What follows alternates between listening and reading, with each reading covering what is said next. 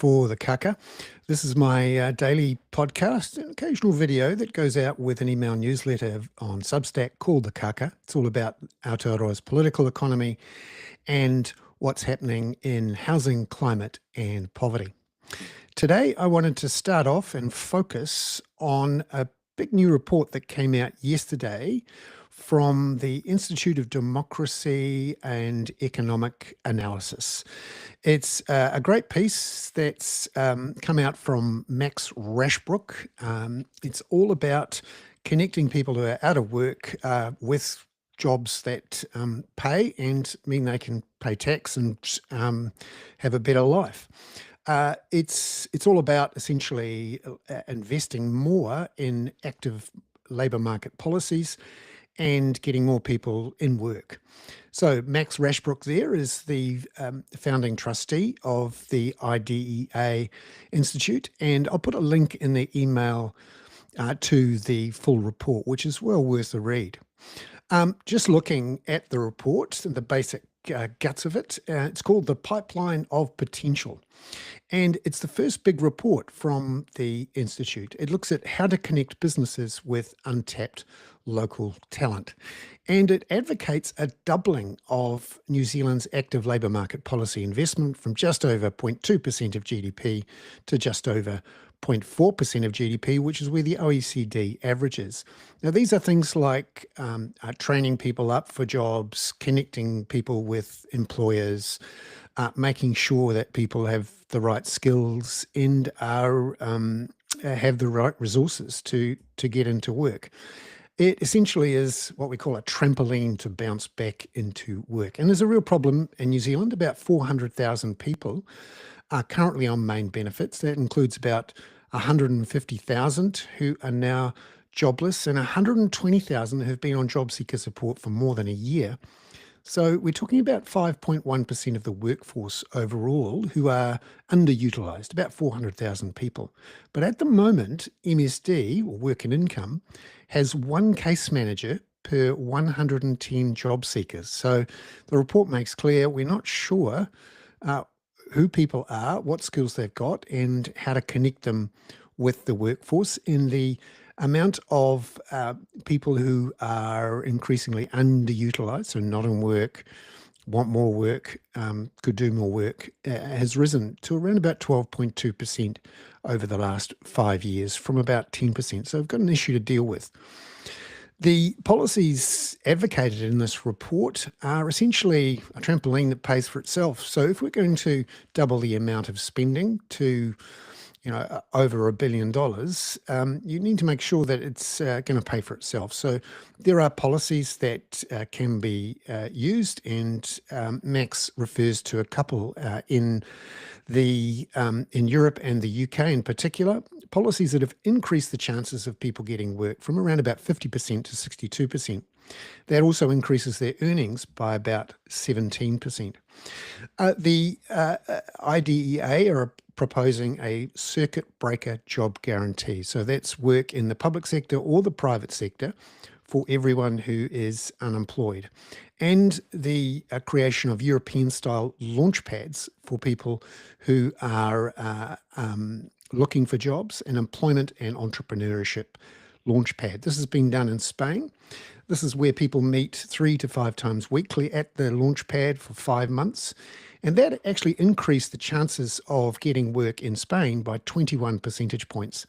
And yes, it costs some money to set up, but the benefits in terms of the increased tax revenues, the lower benefit costs were about €2.8 for every euro spent. Now, elsewhere in the news today, there's a couple of employment situations I think it's worth looking at. This is the Firefighters Union and the Secondary Teachers Union are in negotiations with effectively the government at the moment about pay deals. So the Secondary Teachers Union have rejected a proposal from the government for 3% wage increase over 3 years, so an average of 1% a year. Now that's down from 14.5% from 2023 to 2026. So that's for every 3 years, so about 4.5% per year.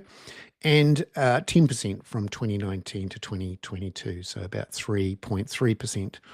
Now, the PPTA have rejected that. Obviously, it's a real wage cut. Same for the firefighters union, who are in negotiations with with Fire and Emergency NZ. They've received a pay offer of 5.1% over 3 years. They haven't actually had a pay increase since 2023. So, in effect, it's 5.1% for 5 years.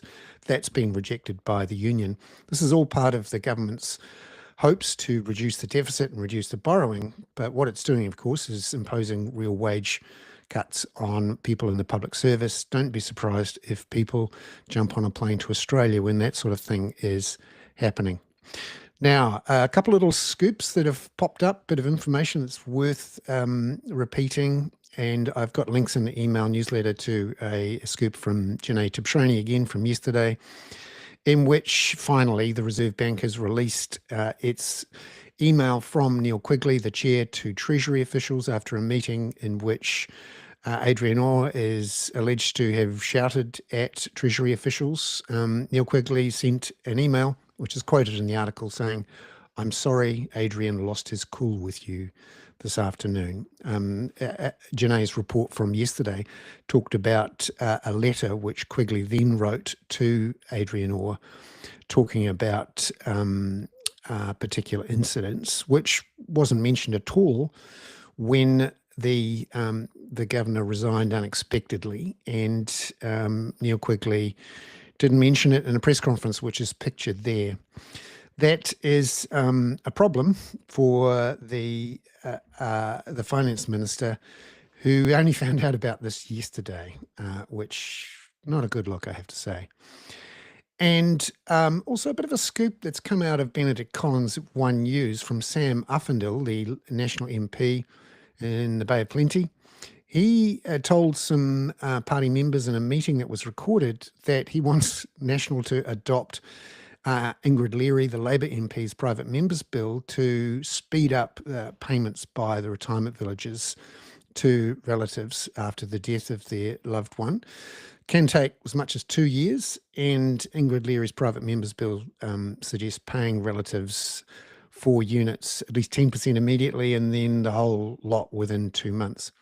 Well, Sam Uffindell thinks this is a good idea, and he said he had a chat with Christopher Luxon about this with some other MPs over some pizzas and Coke a few weeks ago. This was embarrassing for the Prime Minister. You can see there, that's the picture of Sam Uffindell in Tauranga yesterday at the Contractors Federation event. Prime Minister Luxon's his story was gazumped by this scoop. Not a happy man. I'm Bernard Hickey. That was today's Dawn Chorus for July the 25th, a Friday. I've got now an interview that I did last night with Max Rashbrook, just to go into more detail about the IDEA report. Thank you very much. I'm back, and we will see you again on Monday. Ka kite anō. If you happen to be watching this, it's because I've opened it up after requests from subscribers. Ka kite anō.